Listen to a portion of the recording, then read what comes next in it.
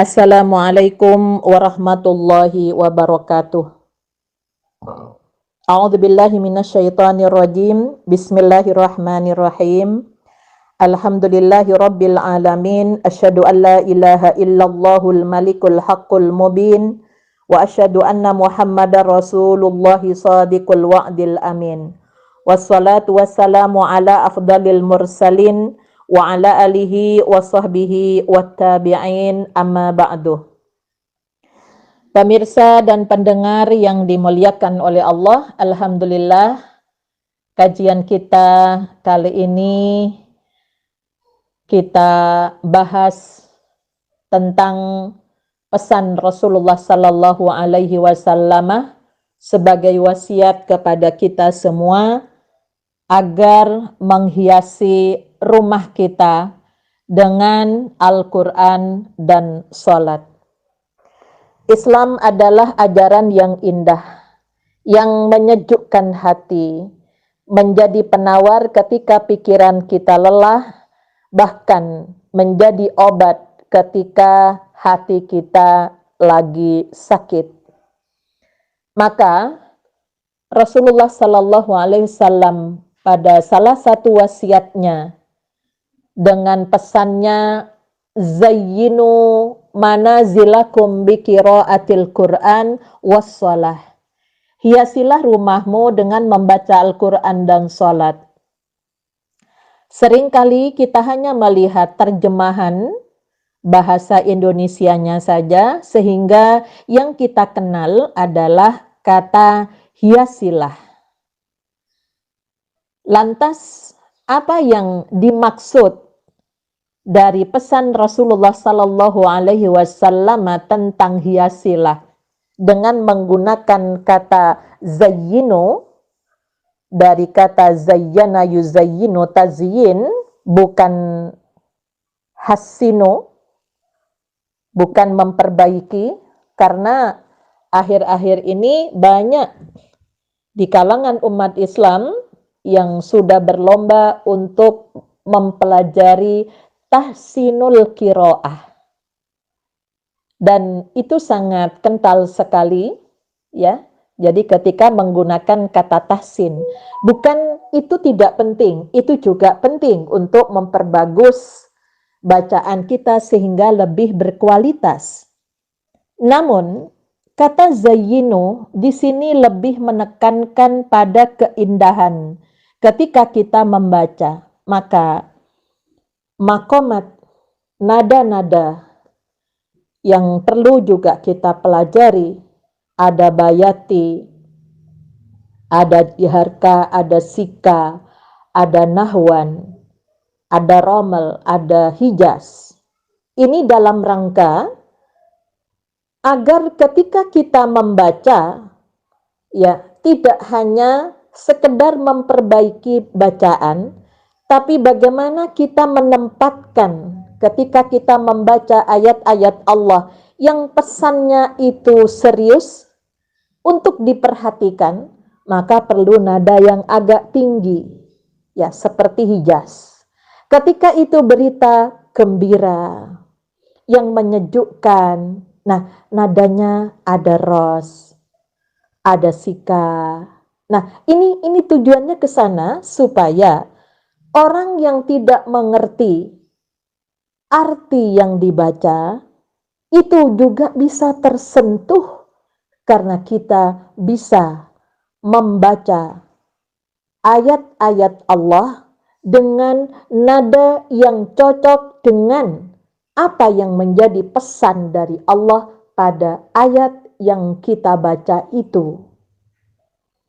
Ini kalau dalam lomba, ya, musabaqah tilawatil Quran, ada juri yang begitu perhatian, ya, terhadap bagaimana seorang yang membaca itu juga memperhatikan, menempatkan nada apa yang harus aku baca, ya, menggunakan nada apa ketika saya membaca pesan Allah yang begitu penting sebagai peringatan bagi manusia. Pemirsa yang dimuliakan oleh Allah, di satu sisi Rasulullah juga berwasiat nawwiru buyutakum bi qiraatil Qur'an. Sinarilah rumahmu dengan bacaan Al-Qur'an. Nah, ini yang digunakan adalah kata sinar. Jadi menyinari itu termasuk menyinari pada celah-celah yang lagi ada kegelapan tentunya di rumah itu.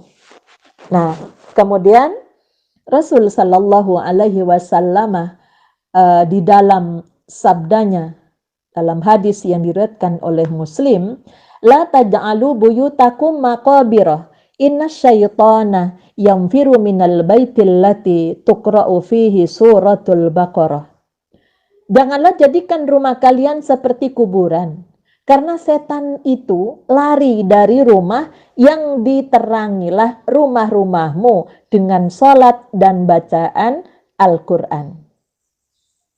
Ya, jadi kalau ditanya kenapa kok Rasulullah berpesan jangan jadikan rumahmu seperti kuburan, ya, jadi kuburan itu tidak layak untuk dijadikan tempat beribadah, berzikir, membaca Al-Quran.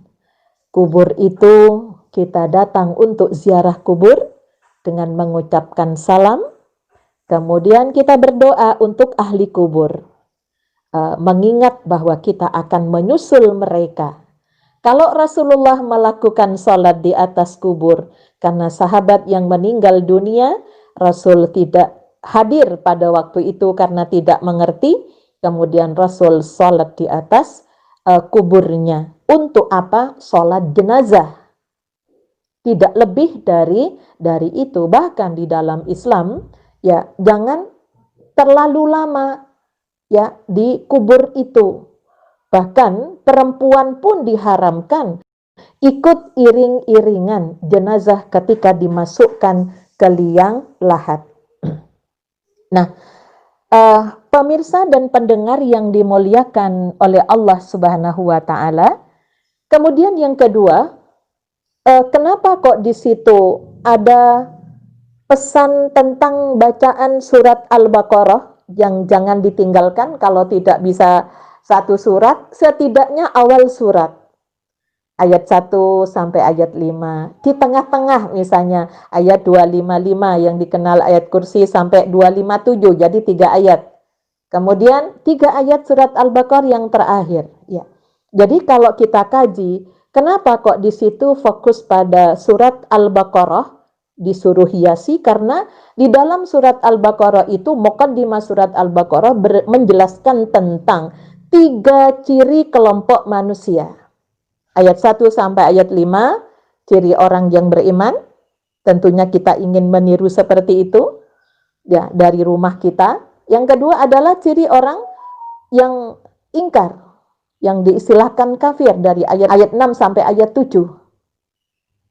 Ya, tentunya kita berupaya untuk menjauh dari sifat itu. Kemudian yang ketiga adalah dari ayat 8 sampai ayat 20, ciri orang-orang munafik yang begitu banyak. Ada 11 ciri di situ. Ada 11 karakter yang harus kita jauhi. Nah, kemudian setelah itu perintah untuk beribadah, untuk melaksanakan tugas khalifah, bahwa manusia diciptakan oleh Allah. Ada 2 tugas yang diamanahkan kepada manusia untuk beribadah kepada Tuhannya. Yang kedua, melaksanakan tugas khalifah untuk memakmurkan bumi Allah. Mulai dari tugas pada dirinya, menuntut ilmu. Yang kedua, pada tugas-tugas agama dari belajar sampai mengamalkan, sampai menyebarluaskan. Tugas-tugas di dalam keluarga, ya, makanya di situ ada mulai dari memilih pasangan dari ayat 221. Kemudian hubungan suami istri tidak boleh ketika lagi haid sampai suci untuk kelangsungan keturunan. Kemudian Allah bercerita tentang perempuan itu tidak ubahnya seperti tanah tempat menyemai benih yang harus subur dengan kebaikan. Nah, kemudian berkaitan dengan hak-hak dan kewajiban. ada ASI yang harus diberikan menjadi haknya anak. Bagaimana ketika suami mentalak istrinya, kewajiban apa yang harus dilakukan? Di situ ada. Kemudian tentang muamalah yang lain. Kalau kita bersedekah, siapa yang harus didahulukan? Di situ dalam surat Al-Baqarah. Berkaitan dengan muamalah hutang piutang. Jual beli yang tidak kontan, maka faktubu diulang-ulang. Catat, tulis, persaksikan di antara orang yang adil di antara kalian. Jangan mempersulit, baik yang meminjam maupun yang memberikan pinjaman. Kemudian di akhir 3 ayat yang terakhir, di situ Allah sebagai pemilik, ya kita disuruh mengikuti syariat yang diajarkan oleh Rasul Allah sampai kepada Nabi Muhammad. Kemudian jika manusia di penutup surat Al-Baqarah tidak sanggup melaksanakan, minta pertolongan kepada Allah. Senantiasa minta agar Allah memaafkan, menutup kesalahan-kesalahan. Minta pertolongan, perlindungan hanya kepada Allah. Ini kalau kita analisa dari hadis ini, kenapa kok surat Al-Baqarah?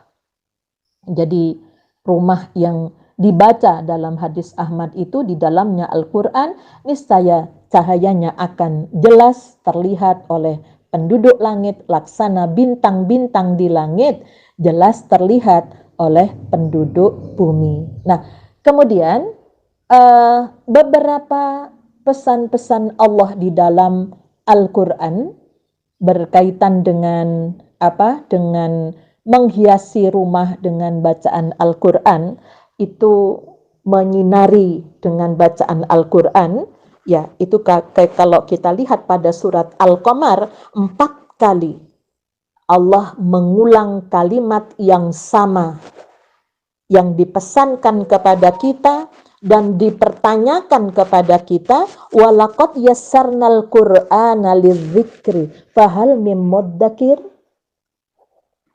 Sungguh kami mudahkan Al-Quran itu untuk peringatan. Adakah di antara kalian yang mau menjadikan Al-Quran sebagai peringatan, sebagai pelajaran di dalam kehidupan itu? Jadi maknanya sangat dalam sekali. Ya, jadi jangan hanya sekedar dibunyikan atau dibacakan Al-Quran itu, dibacakan juga penting. Tapi bagaimana pesan-pesan Allah, bahkan Allah mengingatkan kepada keluarga Rasulullah Sallallahu Alaihi Wasallam pada surat Al-Ahzab ayat 34, وَذْكُرْنَ مَا يُتْلَى فِي بُيُوتِكُنَّ مِنْ آيَاتِ اللَّهِ وَالْحِكْمَةِ إِنَّ اللَّهَ كَانَ لَطِيفًا خَبِيرًا. Dan ingatlah apa yang dibacakan dari ayat-ayat Allah di rumah kalian semua, istri-istri Rasulullah, dan hikmah sunnah Rasul yang diajarkan kepada istri-istrinya. Innallaha, sesungguhnya Allah itu maha latif, halus, lembut, khabira, lagi Allah itu maha teliti. Artinya apa? Tugas-tugas di dalam rumah jangan sampai keluar dari ketentuan-ketentuan Allah dan Rasulnya. Karena sebagai contoh di rumah tangga Rasulullah juga ada istrinya yang minta tambahan belanja, ya di luar kemampuan Rasulullah Sallallahu Alaihi Wasallam, sehingga itu semua jadi pelajaran buat kita.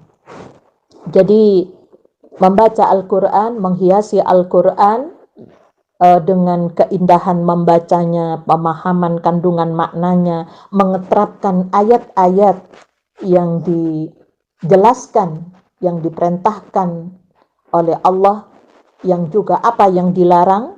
Perintah dan larangan Allah itu ada irsyadat, ada rambu-rambunya, ada rambu-rambu di dalam kehidupannya itu, ya, sehingga rumah kita disuruh hiasi dengan bacaan Al-Quran, diterangi dengan hukum-hukum yang ada di dalam Al-Quran. Sehingga dalam hadis yang diriwayatkan oleh Ad-Dailani, al-ghina'u wallahu yumbitanin nifaqa fil qalbi.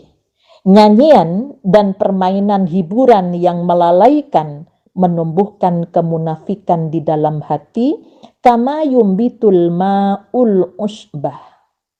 Bagaikan air menumbuhkan rerumputan.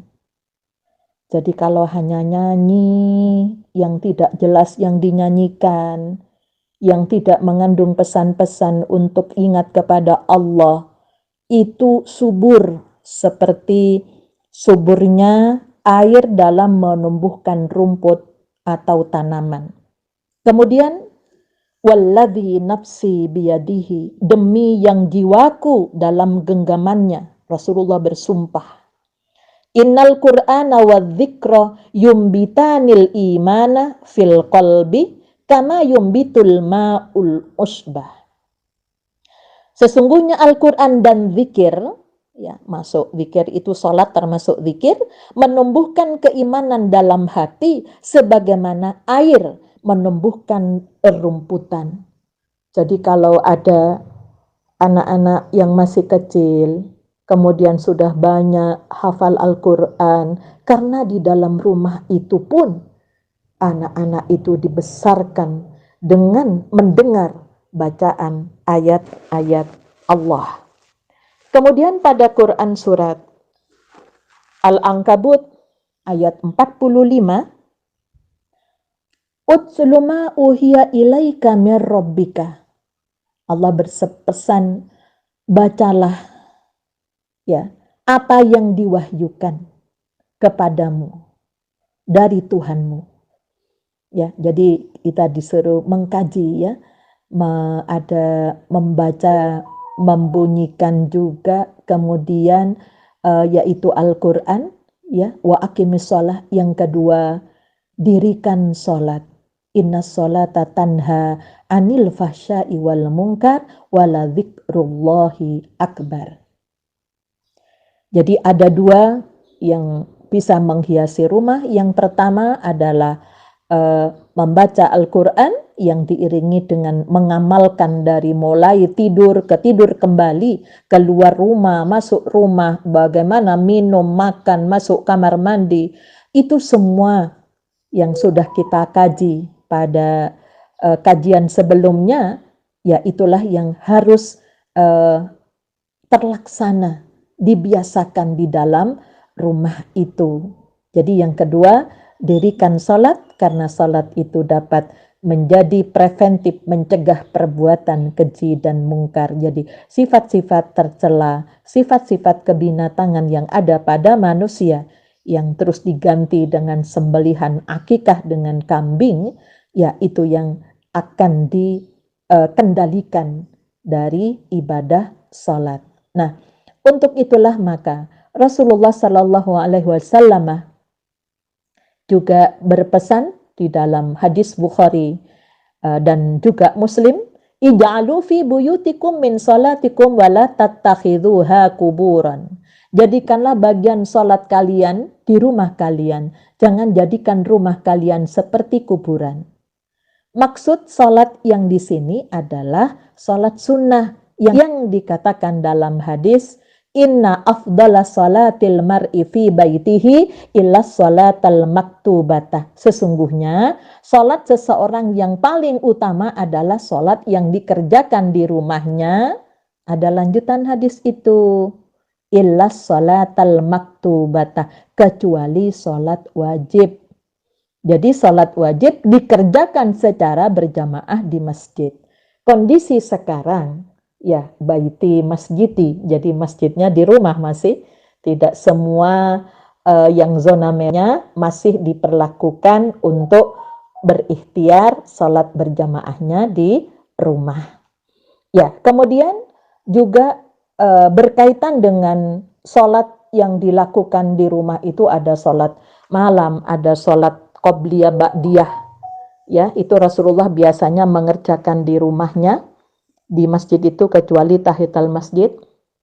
Tentunya bagi yang dekat dengan masjid, tapi kalau rumahnya jauh nanti takutnya ketinggalan. Ya, jadi utamanya ya dikerjakan ada sholat duha. Jadi hiasi dengan sholat-sholat sunnah itu di rumah kita. Ya, maka ada salat malam, bahkan Rasulullah Sallallahu Alaihi Wasallam ya dalam salah satu hadisnya dari Abu Hurairah rahimallahu amra'an qama minal laili fa shalla wa ayqadha imra'atahu fa in abat nadha fi wajhihal ma. Allah memberikan rahmat kepada seorang lelaki yang bangun malam untuk sholat lalu membangunkan pula istrinya. Ya, jadi apabila istrinya menolak lalu dipercikkannya air di mukanya. Jadi nggak usah marah. Kenapa? Supaya hilang setannya. Karena setan itu kan dari api, ya. Sedangkan musuhnya api mematikan api dengan air. Makanya kalau orang kaget disuruh minum, ya, disuruh dimandiin dan sebagainya. Nah, begitu sebaliknya, rahimallahu imra'atan qamat minal laili fa shallat wa ayqadat zawjaha fa in aba nadahat fi wajhil ma. Nah, Allah juga memberikan rahmatnya, kasih sayangnya kepada seorang perempuan yang bangun malam untuk sholat, lalu membangunkan pula suaminya. Dan apabila suaminya itu menolak, lalu dipercikkannya air di mukanya. Idza ayqadar rajulu ahlahu. Apabila seorang itu membangunkan istrinya pada waktu malam, lalu keduanya sholat 2 rakaat, maka tercatatlah mereka dalam golongan kutiba fidz dzakirina wadzakirat, sebagai laki-laki dan perempuan yang ingat kepada Allah Subhanahu wa Ta'ala. Pemirsa dan pendengar yang dimuliakan oleh Allah Subhanahu wa Ta'ala, ini kajian yang dimaksud dengan menghiasi rumah, yaitu bagaimana bacaan Al-Quran itu dibaca dengan indah, dengan bagus, untuk menjadi obat. Bahkan ibu-ibu ketika ada suasana galau di rumah, coba ngajinya yang bagus, kalau bisa baca yang dengan nada nahwan, ada hijaz, itu yang insya Allah, ya ini janji Allah, ya setan tidak akan kerasan di rumah itu. Kemudian juga lakukan salat malam. Ketika dua itu tidak kita lakukan, jangan berharap rumah tangga kita menjadi tenang, menjadi bahagia, ukuran keimanan, dalam ukuran keimanan. Apalagi hanya dihiasi dengan hanya nyanyian-nyanyian yang tidak jelas. Mari generasi kita jadikan pandai melakukan ayat-ayat Allah untuk memberikan sentuhan kepada jiwa seseorang, sehingga subur akan kebaikan-kebaikan itu. Nah, untuk itulah maka pemirsa yang dimuliakan oleh Allah, kita pahami pesan-pesan Allah lewat Rasul-Nya dengan telaah apa yang dimaksud dari pesan itu, karena rumah adalah miniatur bangsa. Ketika dalam rumah tangga itu sudah ada ketenangan yang diturunkan kepada hati orang yang beriman, ya, yaitu yang rajin melakukan qiyamul lail, insya Allah, walaupun di surat Al-Baqarah ayat 102, setan tidak akan pernah berhenti untuk melaksanakan cita-cita besarnya, memutus hubungan suami dan istri, memutus hubungan orang tua dengan anak, hubungan saudara dengan saudara. Tapi Allah berjanji, Allah tidak akan meridhoi setan masuk kepada orang-orang yang telah mendekatkan diri kepada Allah dengan meningkatkan ibadahnya, di antara mengkaji, melaksanakan ayat-ayat Allah, kemudian minta pertolongan kepada Allah lewat qiyamul lail, lewat sholat duha, lewat syukrul wudu, lewat istiharah, dan ketika bepergian maka melakukan sholat 2 rakaat, yaitu sholat safar, dan juga supaya Allah melindungi selama di perjalanan, seorang suami tidak sampai tergoda dengan wanita lain. Kemudian wanita juga demikian, tidak sampai melupakan ya kebaikan suaminya selama ini. Kemudian anak juga tidak sampai melakukan hal-hal yang membuat orang tuanya kecewa. Ya, kiranya kami cukupkan sekian kajian kali ini. Mudah-mudahan yang penting dapat kita amalkan. Kita ngaji satu ayat, kita amalkan. Setelah itu kita mohon kepada Allah agar supaya Allah senantiasa ihdinas siratal mustaqim, memberikan bimbingan kepada jalan yang lurus, yaitu jalan yang diwahyukan oleh Allah dalam Al-Quran dan sunnah Rasulnya. Nasrun minallah wa fathun qarib wa basyiril mu'minin. Walhamdulillahi rabbil alamin. Assalamualaikum warahmatullahi wabarakatuh.